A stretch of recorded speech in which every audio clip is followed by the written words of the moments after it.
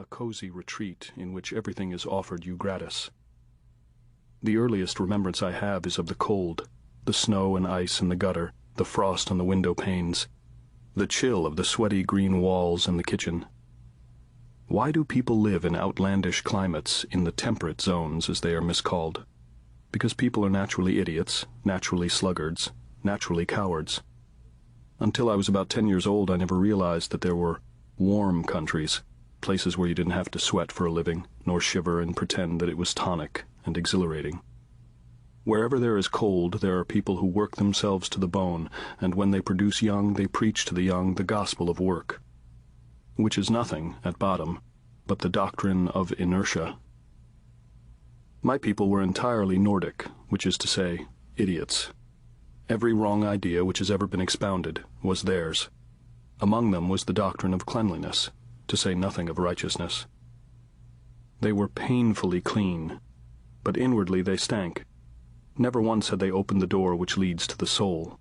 Never once did they dream of taking a blind leap into the dark. After dinner, the dishes were promptly washed and put in the closet.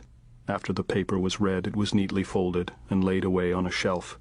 After the clothes were washed, they were ironed and folded and then tucked away in the drawers. Everything was for tomorrow, but tomorrow never came. The present was only a bridge, and on this bridge they are still groaning as the world groans, and not one idiot ever thinks of blowing up the bridge. In my bitterness, I often search for reasons to condemn them, the better to condemn myself, for I am like them too, in many ways.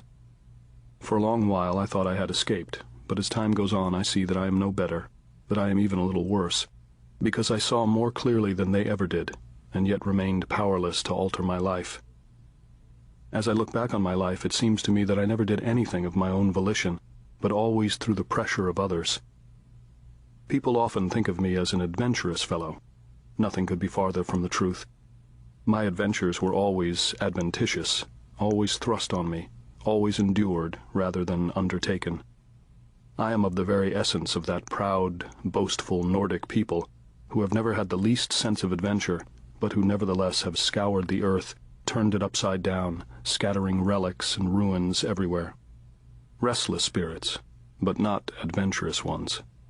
Agonizing spirits, incapable of living in the present. Disgraceful cowards, all of them, myself included. For there is only one great adventure, and that is inward toward the self, and for that, time nor space nor even deeds matter. Once every few years I was on the verge of making this discovery, but in characteristic fashion I always managed to dodge the issue. If I try to think of a good excuse, I can think only of the environment, of the streets I knew and the people who inhabited them. I can think of no street in America, or of people inhabiting such a street, capable of leading one on toward the discovery of the self. I have walked the streets in many countries of the world, but nowhere have I felt so degraded and humiliated as in America. I think of all the streets in America combined as forming a huge cesspool, a cesspool of the spirit in which everything is sucked down and drained away to everlasting shit. Over this cesspool the spirit of work weaves a magic wand. Palaces and factories spring up side by side, and munition plants, and chemical works, and steel mills, and sanatoriums, and prisons, and insane asylums. The whole continent is a nightmare, producing the greatest misery of the greatest number. I was one, a single entity in the midst of the greatest jamboree of wealth and happiness, statistical wealth, statistical happiness, but I never met a man who was truly wealthy, or truly happy.